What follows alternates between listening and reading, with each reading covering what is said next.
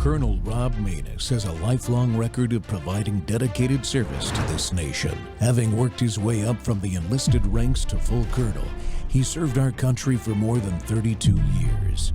He has served as a bomber squadron commander, bomb disposal technician, Joint Chiefs of Staff Operations Officer, assisted the National Security Team with the campaign plan for the global war on terrorism. He authored the first theater nuclear war plan and served as the Vice Commander of America's largest airborne intelligence wing. Colonel Rob Maness is a true American hero.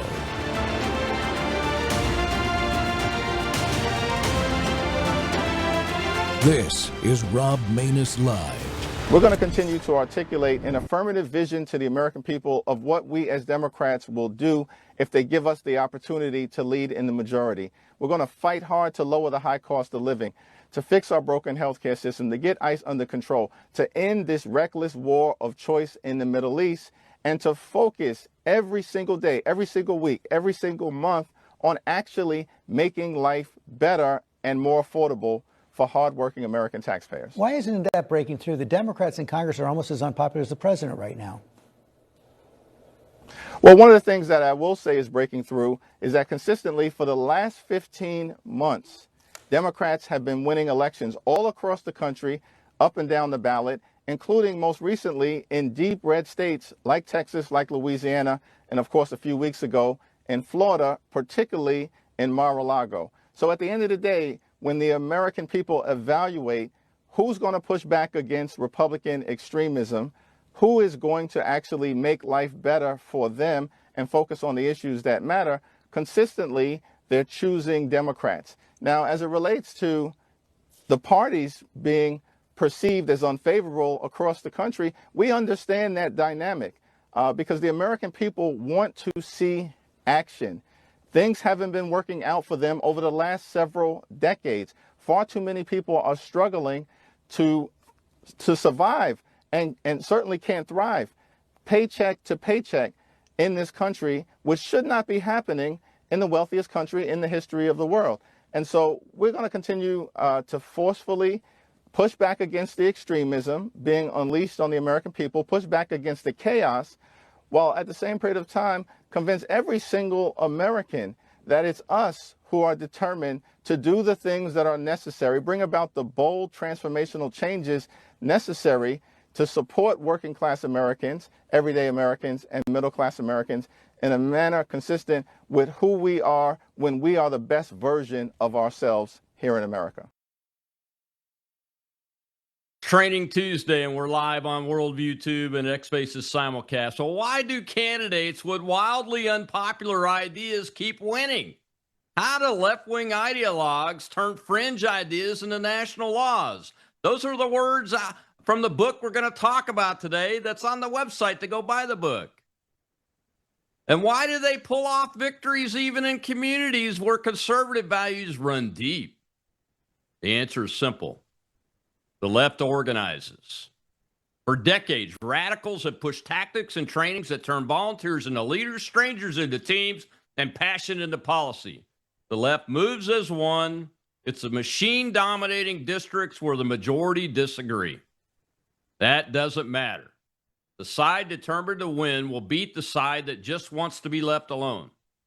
And so Democrats have out-organized conservatives, flipped red seats, and built pipelines producing professional operatives. Meanwhile, the right has had no practical handbook anyone can pick up to counter-organize, run, and win.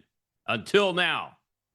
Pennsylvania native Cliff Maloney, the CEO of Citizens Alliance and the founder of PA Chase and designer of over 450 election-winning door-knocking campaigns around the country, is here today to discuss the new playbook. His new book with New York Times bestselling author Joshua Lisec, Run Right, a complete election playbook to win. Cliff, welcome back to the Rob Maness Show. I'm glad to have you here. Glad to see this book's finally out. Colonel, I appreciate you having me as always. Happy to dive in on it. Now, that guy right there, I know I let him talk, but people have to know the hard truth. And that's what you're doing in this book, Cliff, is telling the hard truth, because he sugarcoated all the bad ideas that people even that they went on in the districts where they shouldn't win, they win anyway. And it's all about organization, isn't it? Yeah, and look, I mean, the purpose for writing the book is the left has so many different guides, playbooks, different things that they teach their candidates, right? There's a book called Run for Something. Hillary Clinton wrote the foreword to that, and it's teaching a lot of people on the left how to get involved and what to do. And if people want to learn more, they can go to runwritebook.com. But the idea was after 2024, I kind of looked around. Joshua had approached me and said, hey, you ever think about writing about the stories of 2024, some of the lessons that were learned? And, I told him, I said, look, we actually do a candidate academy. At Citizens Alliance, we put on these candidate academies all the time. And my right-hand man, Justin Grice, I mean, he runs, pretty much the playbook. And so we have 18 steps that if you want to go from nothing to winning, right, in a political campaign, and we just kind of break it all down. We teach a lot of the lessons that we learned so you don't have to. But that's the point of the book, is to give people a guide to show you, not just on the door knocking front, right? A lot of people think this is just going to be, the ground game. Of course, Rob, I dive in on that. But the reality is what I'm trying to do is give people somewhere to turn so that they don't make the mistakes I made, whether you're thinking about running for office or whether you're thinking about helping a campaign, managing a campaign, or getting involved in the political process. There's a lot to learn. And I really dive in on some of the specifics. It's not abstract. It's not theoretical. It's giving you the specific lessons I've learned so that you don't have to have those same mistakes. Yeah. As a matter of fact, it's going to be, I'm going to make a shameless plug here. It's going to be a great companion piece to my book that's going to come out. That's going to have a foreword written by Joshua Lisec in it. That's named "What You Can Do About That." That answers the question of, well, what the heck can I do about this or that that I get all the time when I'm talking about politics and what we can do about different policies and those kind of things. So coming soon, folks. But you got to get this book because just before the live TV show, we have a little pre-show with our Spaces audience, and 3 of the 4 individuals that spoke, Cliff, were speaking about why isn't there a playbook written down for Republicans? Well, this is it, right? Yeah, I mean, and you can also look at the Blueprint, which the book was written about how they really took over Colorado on the left and what the Democrats did with their strategy. And look, some people push back and say, Cliff, why would you put your strategy out there so that the Democrats can see it? Guys, the Democrats' entire playbook is out there, right?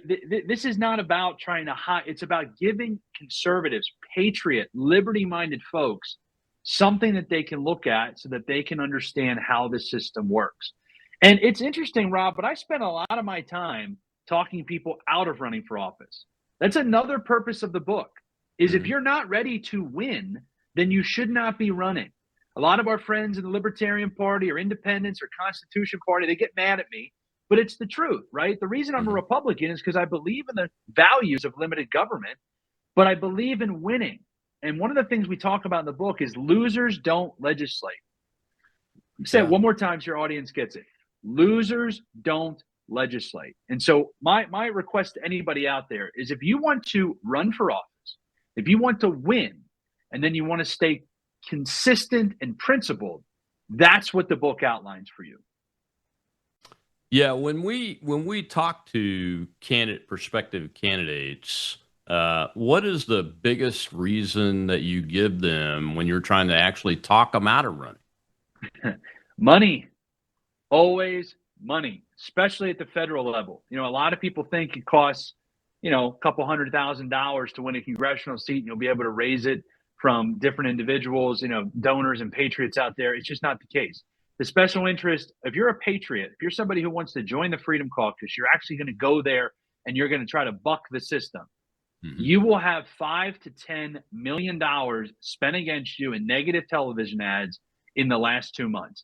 Guaranteed. I've seen the playbook run by the establishment time and time again, because they don't want more of those people up there that are going to question leadership. They want yes men. That's all they want. So money is the biggest challenge for grassroots candidates. And let me tell you this: when we do these candidate academies, I actually ask the crowd. I say, listen, the average Pennsylvania State House winning Republican raised and spent $150,000. This is a state house in Pennsylvania. Yeah. So they spent $150,000. And I say to them, Colonel, I say, how are you going to raise $150,000? That's right. Now, the businessmen in the room, or the people that, maybe they're career military, they've got a great network of people, they might have the ability to call folks and to raise that. But the 21-year-old in the room is like, man, I only have 30 people's names in my phone. How am I going to raise $150,000? Well, hey, maybe you should wait, right? Maybe you need to give it a couple years. So money, and then by the way, I'm not here to say that, fundraising is sexy and I liked it. It's just that's the challenge. I've tracked so many of these races. That is where patriots lose, because they underestimate how hard it is to raise the dollars to win. Now, do you dedicate part of the book to how to raise money in the political environment? Oh, yeah. I know a couple people that are buying it just for that chapter, because that has been something, you've obviously worked alongside me and seen some of the work that we're doing at Citizens Alliance as a mentor and as a friend. And it's, we're going to have to raise $20 million this year. When I tell that to people, they think, oh, wow, is the party giving you money? Is our candidates giving you money? Zero, right? These are relationships. I have to go out there. So part of the book talks through fundraising. I give certain script examples as a candidate, things you should say, things you shouldn't say, how you make the ask. I walk through it all. Yeah, I think the fundraising piece is the most difficult, no matter who you are, because unless you're Elon Musk or somebody like that can write their own check, you have to learn how to go ask for money in this environment, in this culture. Look, as a guy that was military, and I think I've raised probably about $7 or $8 million now in the last 12 years myself through various means for politics purposes, and it's the hardest thing I've ever done. And I've been in a lot of hard places. Yeah, and once again, a lot of people think that there's some great list, right? The Glengarry list of leads that you'll buy or you'll be handed, or they think somebody else is going to go, oh, I'm going to hire a fundraiser. Yeah. Look, I don't care what office you're running for, unless you're running for U.S. Senate and you hire a really good fundraiser. There's only 5 of them out there. Yeah. You have to go make the ask, right? And a lot of times people think that they're going to ask political donors to donate. No.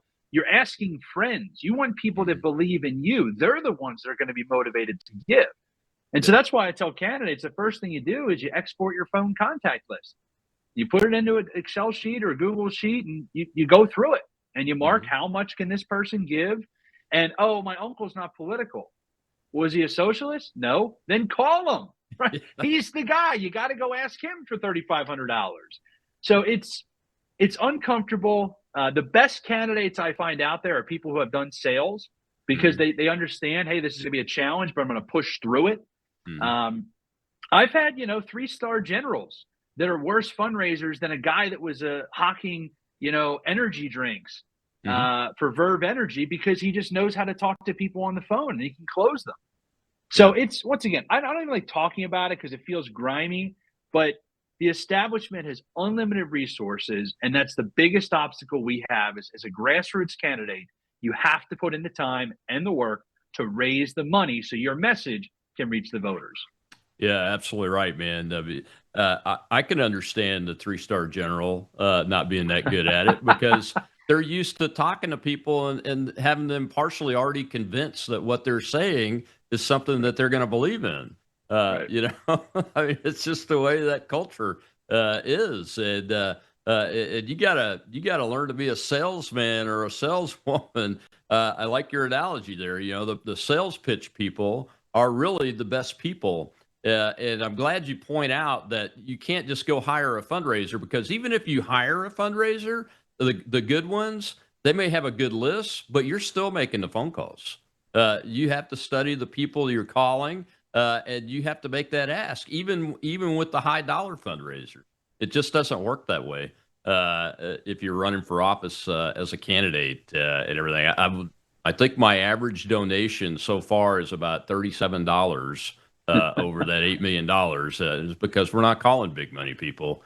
We're asking average Americans for it. Well, we got to take a break, Cliff. When we come back, we'll see and talk more about the fight. The fight is on, folks. The fight is on, and this book is incredibly important to get it if you want to understand how to win that fight. We'll be right back with Cliff Maloney, CEO of Citizens Alliance.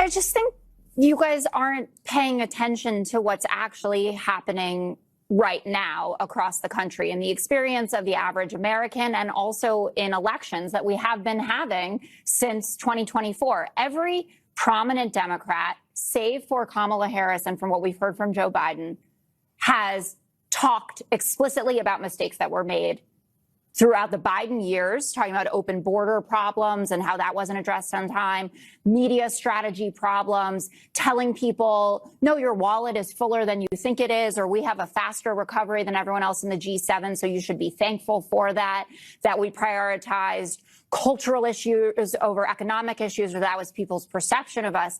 So I just don't see that as reality. And we could, tick through the evidence of this, that people today are worse off than they were under Joe Biden, that they feel it. That inflation report, bad, going up a percentage point over the course of the last month. The Michigan consumer it's a temporary spike. Maybe it is, but well, sure. But let's say, but this is the thing. We already lost for that. Yeah, you did. And this is what happened on CNBC this morning, and why Joe Kernan was embarrassed and Andrew Ross Sorkin jumped in to say, Pete's just giving you the facts on the ground. We lost and we learned lessons from it. And saying that this is just temporary, it's temporary because of a choice that the president made that he doesn't have the backing of the American people to secure the people from nuclear weapons. And I would just note, no evidence that there was food inflation. Food inflation was way. flat. Medical care costs declined. Used car prices if you want to say declined. this is good, okay. GDP Q4 revised down 2 days ago to 0.5%. The consumer sentiment index, lowest in history. They've been tracking it since the 1960s.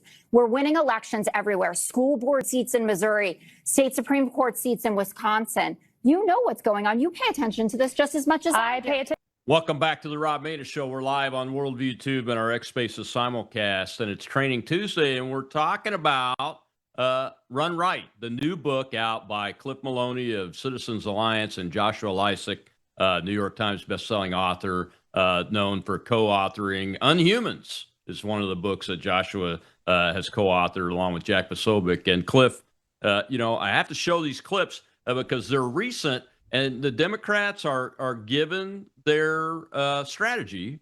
Jessica Tarloff there with Fox News on the Fives talking about what they're going to do. Well, we already lost on those things, folks. This is their message. We already lost on those things. We're going to do it right this time. But they never talk about the underlying policies, number one. But number two, our side doesn't do a really great job at countering their messaging because, and you kind of mentioned it in the first segment, of all the establishments doing is spending millions of dollars against good candidates.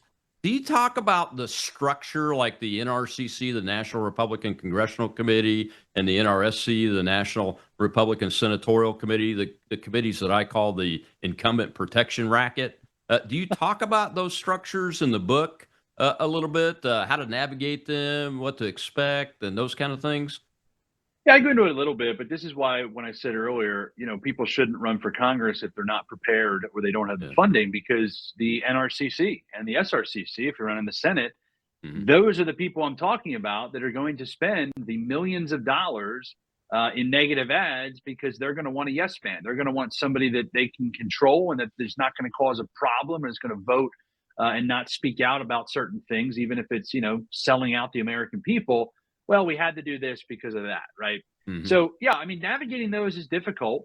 But, I'll tell everybody, look, the left operates in a way that we should be replicating, which is it's a bunch of 501c3s, 501c4s, different PACs, different organizations. It's all under the Arabella Advisors kind of umbrella. But you've got, I mean, look, the Three Kings protest, or sorry, the No Kings protest. They just had No Kings 3. That's why I'm saying that. I was in Philadelphia. They were banging so loud in Center City. But the No Kings protest, you look at who funded that, right? It's all of these 501c3 and 501c4 organizations. They're full-time people, Colonel. They are permanent infrastructure. That is where we need to get. A lot of people think, the party isn't doing it correctly at the state level. The national party, the county parties, the candidates don't want to pay people to not do. Guys, that's not what the left does. The left runs their campaigns very similar to how we do in terms of, they're doing the basics. They've got cheaper TV buys. They're sending the mailers. Everything's about them.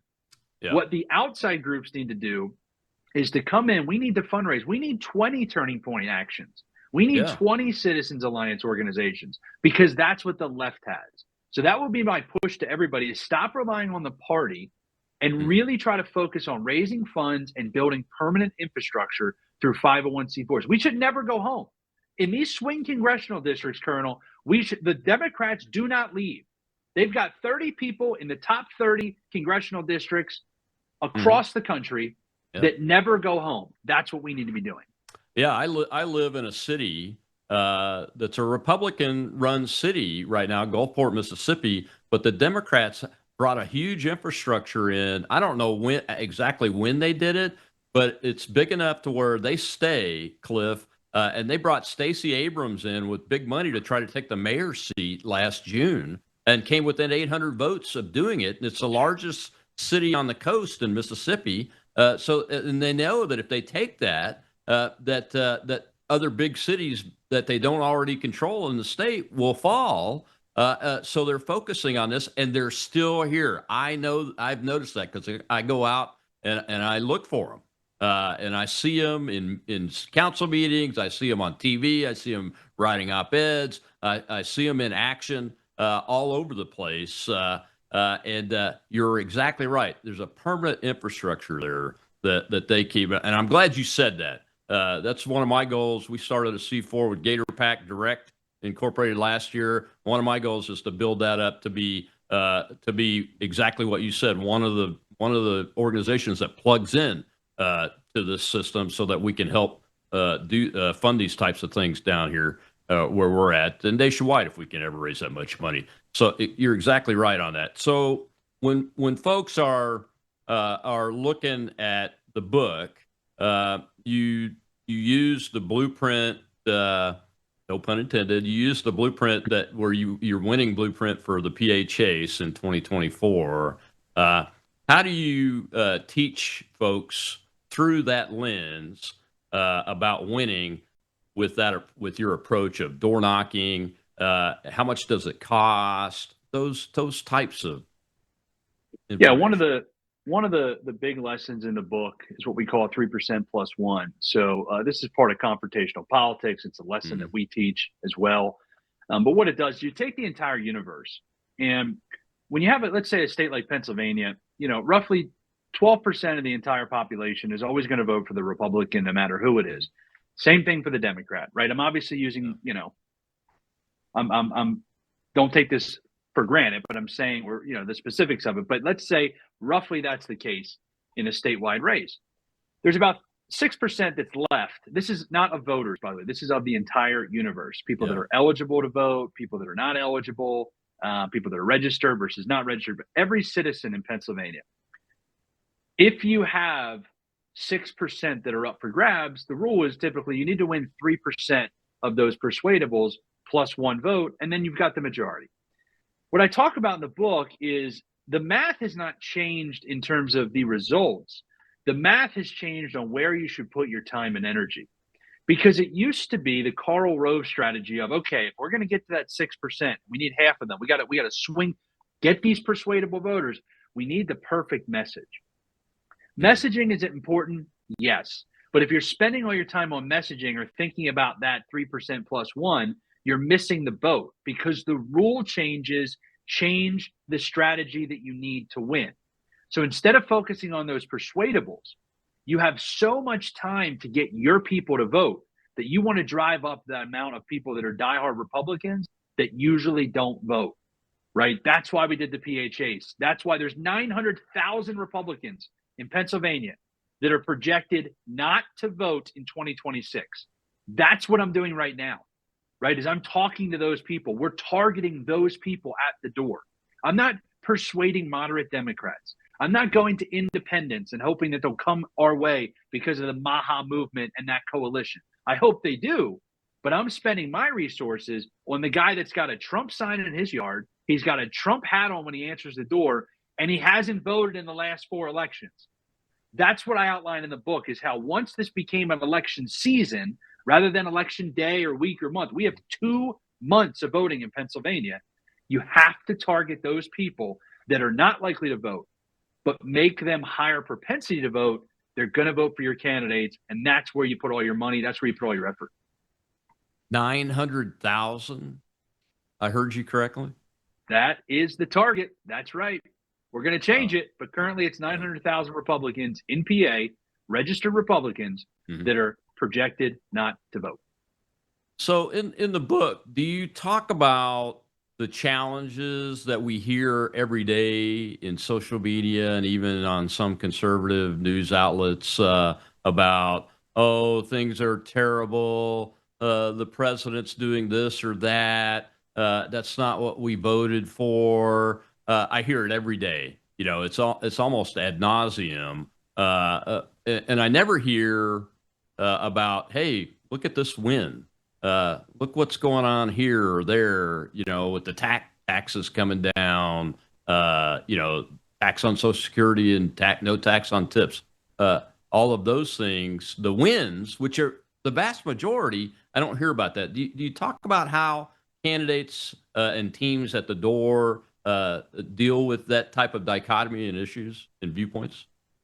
What's interesting, you know, a lot of the races that we do are more local, right? We do a lot of state house, a lot of state senate. And I always tell people, you know, in the book, I do talk a lot about, if you're running for state house, you know, I don't want to hear you campaigning on the campaign trail about ending the Federal Reserve, right? You've got to kind of have some sort of jurisdiction or connection to something. But most of the stuff when you're at the door, even if it's for a federal race, like Scott Perry, Congressman, Central Pennsylvania, we're on the ground right now in his district. But the conversations at the door are not about federal politics, right? A lot of times it's about the price of gas. Yeah. It's about, you know, well, struggling to find a job, right? What's the market like? You know, it's the things that they care about. And this is what I tell a lot of the political class that love to pontificate. I'm a blue collar kid from the Philly suburbs. Like, I love when I get in a room with these people. I'm all for people having wealth, but these folks that have never really had to worry about where that next meal is going to come from. Right? Because when you go to the door, people are trying to get their kids to baseball practice. They're trying to pay their mortgage, right? They are going to get hit with some of those tax reductions, but I think it's our job, and we probably have done a poor job at doing this, but that's the task of these candidates, is to go out, pitch themselves, to be able to respond to how things are doing nationally, but to provide real world, simple solutions to people. One of the things in the book that I dive in on is the Leesburg grid. Maybe we want to hit it after the break, but I tell people that the messaging part, it's almost like robotic, but if you do it like the establishment does, you can win. Yeah, I do want to talk about that after the break. Plus, we've got a hand up in the audience, so I want to take a question from the live audience too, because this is critically important because it's winnable.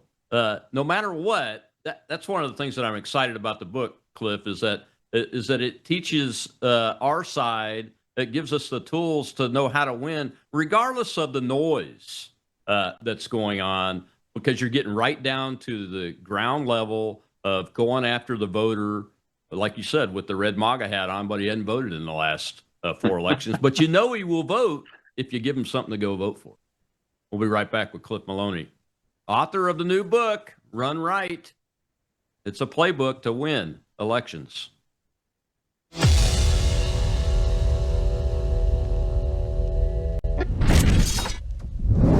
News is moving faster than ever, and so are we.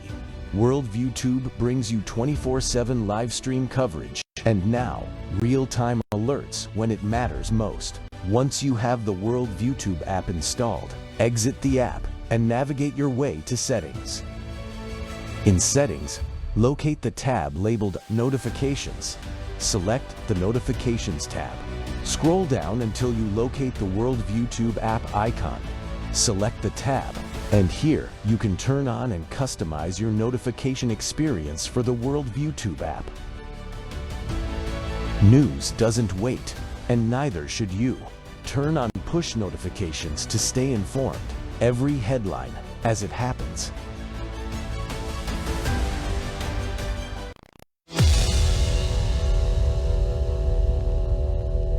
Now, look, I talk about this in the book, but the entire strategy has changed.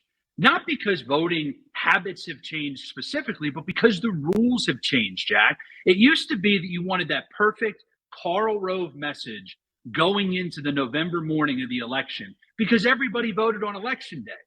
Right now, we don't have election weekend. We don't have election week. We don't even have election month. In Pennsylvania, we have election season.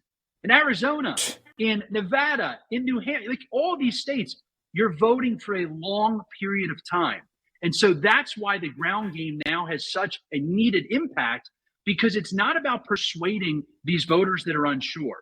It's about going to the 900,000 Republicans in Pennsylvania that are not likely to vote this year and spending all of our time getting them a mail-in ballot, which will give them a much better shot at voting. That's why the ground game now matters so much more. Yes, you have to be on TV. You've got to be on radio. You've got to be on digital. You got to do mail. You got to send the text, but you got to match them when it comes to the door-to-door ground game because of the rule change. That's what Charlie identified. That's what we're doing at Citizens Alliance, and we need to continue to focus on the ground. And we need to grow that so that we have a whole architecture of organizations that are following the same methodology and on message. My guest today is that man, Cliff Maloney, the CEO of Citizens Alliance, the organizer of the Pennsylvania Chase that I am convinced is what put Donald Trump over the top in 2024. I will stand on that until my last breath, and I am so grateful for that, Cliff. You were talking about the Leesburg Grid before we went to the break. What is that, and how does it work? Yeah, so the Leesburg Grid is a method that is used pretty much by everyone that is successful in politics. Hakeem Jeffries, Chuck Schumer, Mike Johnson, John Thune. They do this weekly, if not daily, which is when you're running for office, you want to get together with some of your closest staff members, your spouse, anybody that's trusted, and you want to have a couple hour session where you sit in a room and you put Post-it notes on all 4 walls, right? You have 4 different walls, 4 quadrants. And what the Leesburg Grid is, you're going to write out everything that's political and personal. First quadrant is when a voter walks into the voting booth, what do you want them to think when they see your name, right? And you're going to list off all the personal and political stuff. Personal stuff might be you're a great dad, you're a husband, political stuff would be, different issue areas that you think you lead on, 100% pro-life, 100% pro-gun, this, and this. But that first quadrant is what do you, as the candidate, want people to think of you? The second quadrant is what do you want people to think of your opponent when they get into the voting booth and see their name? So that's what you want people to think of your opponent when they walk in. Okay, those are what we call the golden boxes. Those are the boxes you want to stay in. The bottom 2, bottom left, is going to be what does your opponent want people to think of themselves, and what does your opponent want people to think of you? right? Now, this is where you go to a dark place, right? You got to be in a trusted circle because we got to know about the DUI. We got to know about the, incident in high school. We got to know about, any affairs in the past or other, like, if these things are out there, and you can do opposition research on yourself, by the way, for $5,000, you can learn what everybody else is going to learn from these researchers and oppo companies.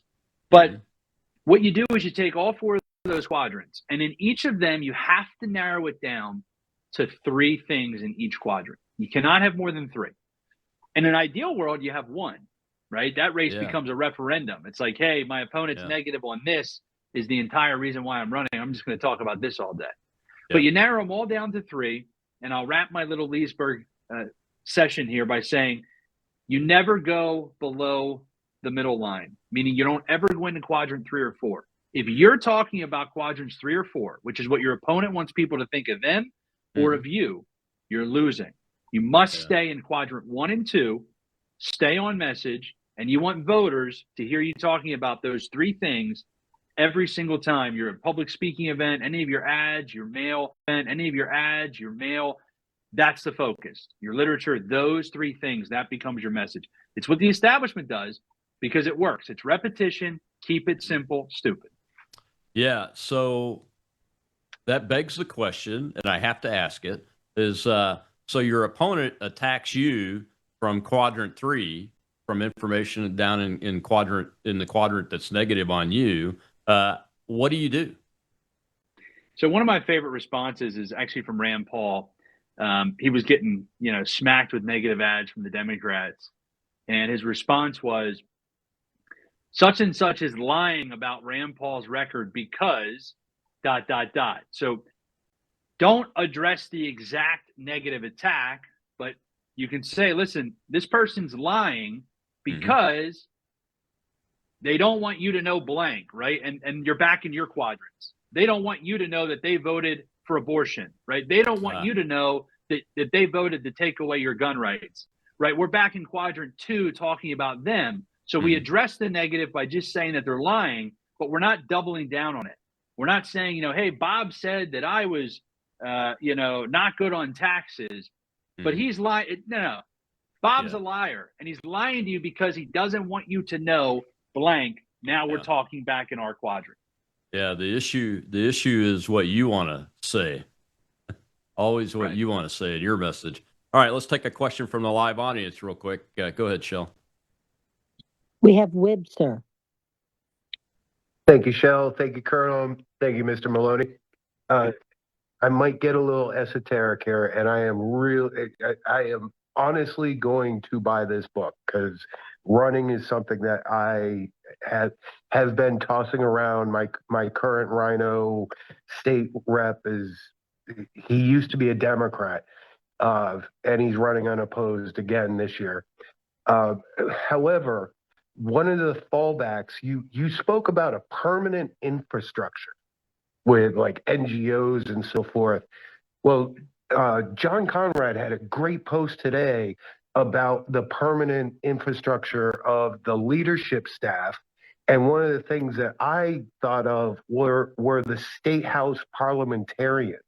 For example, Texas currently, the parliamentarian in a Republican-controlled House uses an Obama parliamentarian. And just because there's no other parliamentarians to use.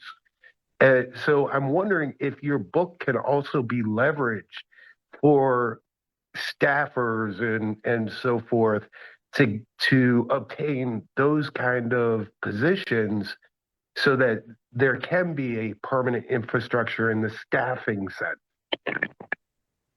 Yeah, it's a great question. Colonel, can I dive in? Yeah, absolutely. Yeah, so look, I don't mean this to be a pessimist to the entire audience here. There are about 16 different levels of battles that we need to fight, right? And we could talk about Virginia if you want, what happened with the redistricting and why I didn't participate.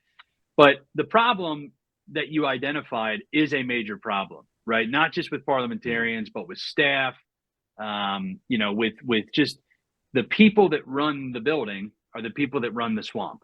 right? And their job is to keep things status quo. Like that's what they want, because nobody likes change, right? Nothing moves in politics unless it's pushed. And so those people, their whole objective is to just, tamper everything down. Let's just pass that CR. Let's just keep things going. Nobody gets hurt. The lobbyists are happy. There's no cut in spending.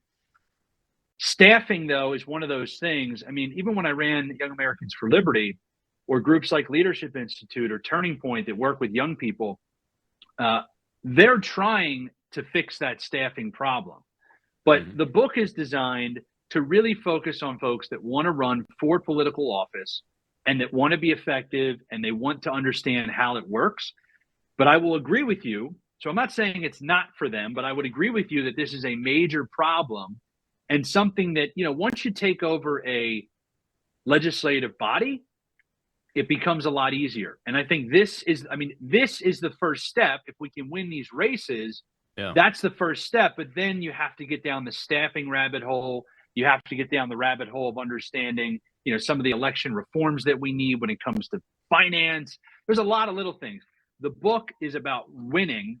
And then from there, we're going to have opportunities to legislate, to handle staff, et cetera. Yeah. I mean, I even ran on a platform plank of term limits for staffers on committees and for each elected member at the federal level when I was running for U.S. Senate, because that's where a lot of the power holds. But that would be a whole separate book, Cliff. We'll have to get together with some smart guy like Lisec or something, and maybe we can write a book about that. Love it. But it's very important. You're right about that.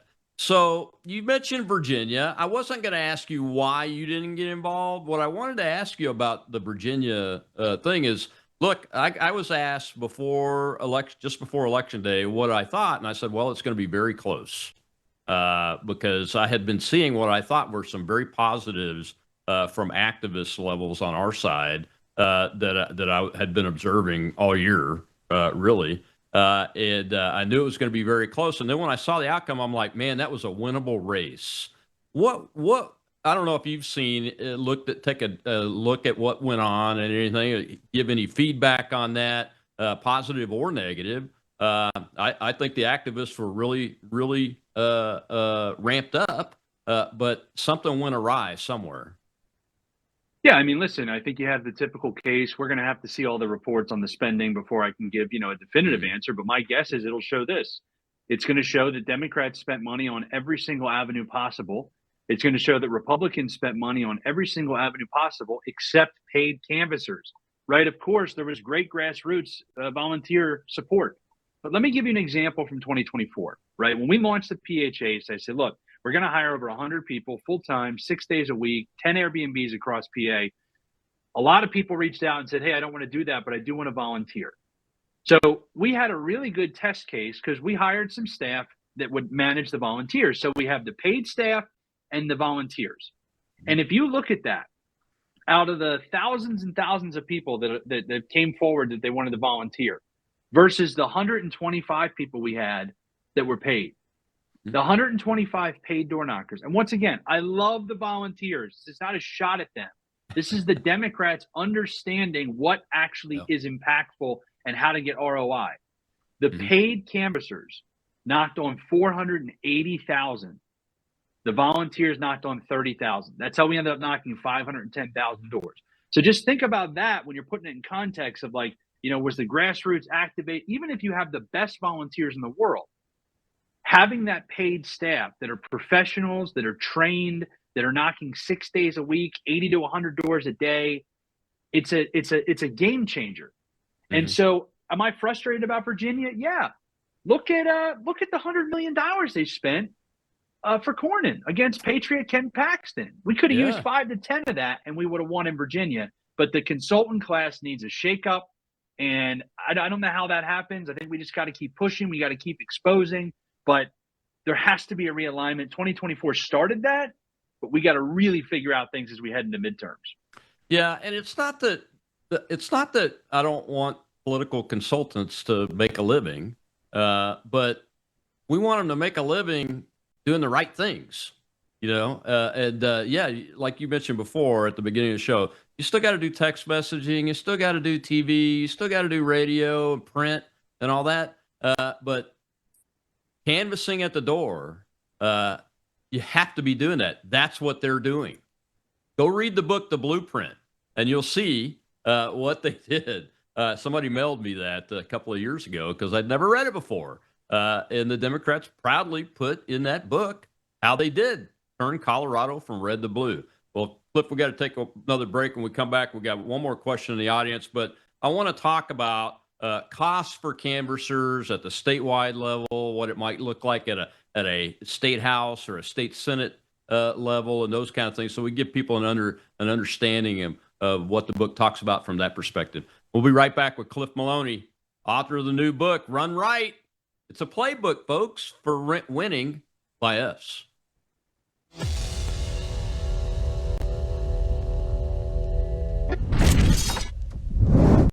Hello, I'm Brandon House. Would you like to gain access to over 20 years of my radio shows, TV shows, my books? I've written 15 books, and most of those books are ebooks now. And we have conference DVDs, conferences where we filmed our conferences at the Ozarks, literally starting 20 years ago. It's all available in our archived vault. All you have to do is go to worldviewtube.com/vault, worldviewtube.com/vault, and for a reasonable monthly fee, you gain access to over 20 years of Christian worldview programming, news, information, books, documentaries, and a powerful search engine. And folks, it's a great way not only to educate yourself, equip yourself, but it's a big way that you can help fund our continuation as a broadcast network. Please check it out. worldviewtube.com/vault, worldviewtube.com/vault, and help us continue pushing out a Christian worldview.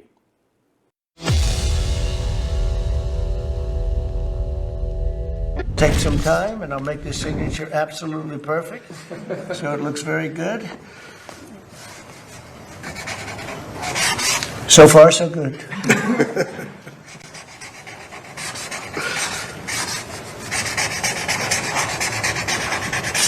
Okay, so that's a big deal. Very proud of it. And I don't know how it can be challenged. You'll probably challenge it. You may find a rogue judge. You get a lot of rogue judges. Very bad people, very bad judges. But that's the only way that can be changed. And hopefully we'll win an appeal if it is. But I don't see how anybody can challenge it. I don't see how they can challenge it. Welcome back to the Rob Maness Show. That was President Donald J. Trump signing the executive order limiting mail-in ballots, is what that clip was intended to show there. And that's important to this discussion today because the Democrat strategy around mail-in ballots has been quite successful quite often. But we were able to turn that around and have been able to do that in several locations. A key one was Pennsylvania in 2024, using strategies in this new book we're talking about today with one of the authors, Cliff Maloney, CEO of Citizens Alliance, and that is through a aggressive door-knocking campaign chasing those ballots. And Cliff, welcome back. We've got a question in the audience. I want to take that real quick before we dive into this and talk about the effect less mail-in ballots might have on the strategy we're talking about. Go ahead, Shell, with that question. We have Liz, sir. Good afternoon, Colonel, Mr. Mahoney. Question for you is, I get 50 million texts from WinRed a day, and I want to know what your opinion is. Do you think that you should send donations directly to the candidate's campaign, go through that process with these text messages? Because I want them to get the full effect of my money. Yeah, and great I wanted question. to go to that candidate. Yeah, great question. I mean, I'll tell you this, I probably have to respond with stop or unsubscribe 17 times an hour on my phone because I am an ideologue. I'm not in this for the money. I do give a lot of my money to candidates, which is a bad habit. I need to stop doing that because then, every candidate that I'm supporting or that I'm even just verbally supporting is expecting money now. Look, I always tell people this in the political world, if people are doing it and they're doing it often, it's probably because it's working, right? There's a reason when I send out my mailers, right? I don't send a one-page PDF, which is probably something, as a 34-year-old dude, I'd probably read a one-page PDF and, okay, give me the basics, little executive summary. Here's what I'm working on. Do you want to support us? Do you want to support the org? Do you want to support this campaign? They don't do well. You got to send 4, 6, or 8-page letters. I'm not saying that I like doing that, but guess what? When I send a 6-page letter, we get people to send money back and sponsor our ballot chasers. So it's the same thing with the texting. Now, you asked about giving directly to the campaign. It depends on who the candidate is, and it depends on who the consultant is, and it depends on what their plan is. I do not recommend giving money to parties in general, because typically I find that, the candidate, if it's between the candidate and the party, I would give to the candidate. That's typically where I would put my resources, because they can spend it directly on themselves, and they can kind of craft their message. But once again, I'll say, if everybody's doing it, it's probably because it's working. And so all of the text messages, all of the letters that go out, all the emails that you get, it's because there's an ROI that's positive still. I would probably project or predict that the texting will be severely cut down by the cell phone carriers over the next 2 to 4 years. You're already seeing it with certain buzzwords. They're not letting text go out. But while it's available, if it works, the political class will use it. Yeah, I've noticed a reduction in texting this time, this election cycle, for the federal election cycle, myself. So it's interesting because they put a lot of restrictions on what approvals you have to get and how you have to sign up now and those kind of things. But folks, I agree with you, Cliff. Direct to the candidate, if think they're doing well with the money, but there are also other avenues to help. When in 2024 we did a lot of fundraising through my PAC, and our largest donation beyond directly to the president was to your operation and Charlie Kirk's operation for that year, because what you were doing was working. And that gets me to what I wanted to ask you about and see if it's in the book. The PA chase was designed around chasing mail-in ballots because so many were left on the table by Republicans in 2020, I believe. If I may have that year wrong, but I think it was the 2020 cycle that we had initially talked about. But with the president reducing mail-in ballots, does that affect the strategy, the door knocking part of the strategy that you talk about in the book that you outline? Well, let me say the one sentence that got me in a lot of trouble with the New York Times. I hate mail-in ballots. I say that a lot of my speeches, and so somebody on the left tried to kind of, Trump's mail-in ballot guy says he hates mail-in ballots. It's the truth, right? I do. But what I hate more is losing. And so what we do at Citizens Alliance, the tagline of doors win wars is not because, we're always chasing ballots. If we're able to get rid of mail-in voting, Citizens Alliance would continue on knocking doors, but it's what we would be doing at the door that would be different. So instead of chasing ballots, we go back to doing what we used to do pre-COVID. We'd advocate at the door.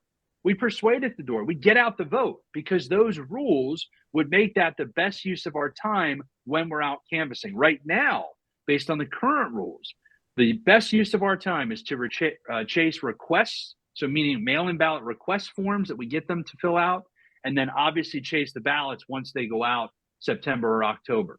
So I hope, and I really, really want to see Save America Act pass. I'd love to ban mail-in voting. I'd love to have a single day of voting, hand count, paper ballots. But that's a pipe dream, and we can work towards it. But while we have the current rules, I am going to do what we know how to do best to win under these conditions. Yeah, and that gets me to the big question that I have left is, if somebody's wanting to run for a state house Senate seat at the state level, give folks a general idea of what the ground game under this concept in the book is going to cost. Yeah, well, one, if you're thinking about running for state office and you're a patriot, get a hold of me, cliffmaloney.com or doorswinwars.com. But shoot me a note. Let's talk strategy and what you're planning on doing. I can get you teed up with some good people that'll actually take care of you and run a good campaign for you. The reality is, if we can get doors, anywhere from $4 to $6 a door is typically a pretty good price. But that includes everything, right? That includes the housing, that includes paying the door knocker, that includes gas cards, some Gatorade and snacks, all the data, all the literature, the actual app to knock with, whether you're using i360, Campaign Sidekick, Superfeed, Advantage, whatever it is. Numenar, there's a lot of different apps, and they all work. It's just figuring out which is best for that campaign. But I would say somewhere between $4 to $6. But it also depends on, once again, if you're running for state house, what does your volunteer force look like? If you got 12 sons and daughters that can go out knocking 5 days a week, it's a little different than if you're new to the area, you don't have a really big network built up. Can you activate your church? Can you activate your coworkers? But we walk through budgets, especially at the state level, in the book. But understand this too. In California, a state house seat might cost you $5 million. In New Hampshire, a state house seat is going to cost you $10. Legitimately. Like that's the difference between some of the state houses and the political power that people want access to. It varies greatly. So when I say state house, we give some specifics, but we're kind of in the middle of the road in a state like PA where, $150,000 is what the average Republican raises to win. Yeah. Yeah. So when we're activating this type of team, what do you teach the candidates through the book? What do you have in there for candidates on how to operate with this team as a candidate? Is it any different than they would normally operate? I mean, I've had ground game teams at the statewide level all the way down to the state house district level. Right. As a candidate, what do you teach folks as candidates on how to operate? Well, we talk about it in the book, but one thing that we have a term for is something called candidate-itis, which is when a candidate files to run for office, their IQ points drop 50. And people think I'm kidding, but no, I mean, it's just I've experienced every single thing that happens, you think you need to respond. I mean, Morton Blackwell has a great principle in his list of principles, which is don't kick every barking dog. And it's very tough for me with candidates because people think, oh, well, this guy said this on Facebook. Listen, 4 voters out of the 80,000 that are going to vote in this primary saw that comment. And they're already not supporting you because they're friends with the guy who you're running against.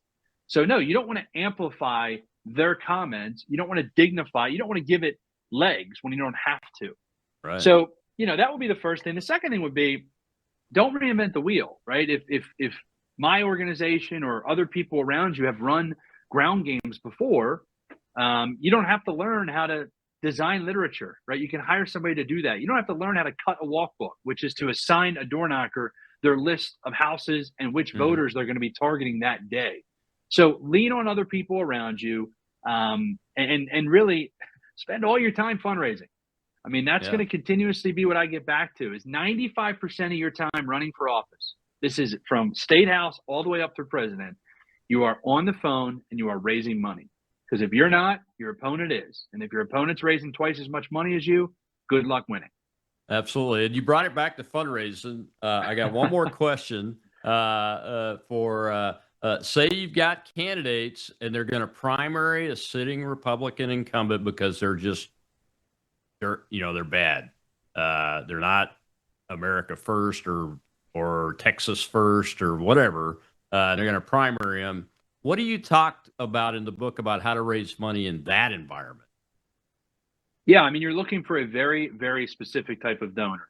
Okay, I always put donors in different buckets. The first bucket is Team Red, right? They're not really that into the policies or principles, but they know the Democrats are bad. They want to crush the commies. So they're always going to support the Republican, right? That's how that works. Yeah. The second bucket is the ideological donor, where they know what a rhino is, right? They don't like rhinos. And finding those individuals can be tough. But what you should do is find a candidate that is your type of style. And if you can legally, look up who their supporters are, right? Figure who are people that are already giving to some of these Republicans that have a spine, and then present yourself as an actual conservative, an actual liberty lover to those individuals. That's my advice to raise money. How to Win, folks. Run Right is the new book from Cliff Maloney and Joshua Lisec. Cliff, tell them where to find the book. We've put it in our X Spaces comments, so you can go there and find it. But where can they find you and find the book real quick before I let you go? Thank you. runrightbook.com, and on X, I'm at Maloney. I appreciate you, Colonel. Thanks, brother. We appreciate it. Keep up the fight, man. Stay in there. And you need to join him, folks. Go get that book, because I'm telling you, I've known this man a long time. He knows how to win, and that's what we've got to do. Tomorrow's Whistleblower Wednesday. Jake Novak is back, and I'm not even going to tell you what the topic's going to be. It'll be a surprise. I'll see you in the after show here on the Rob Maness Show.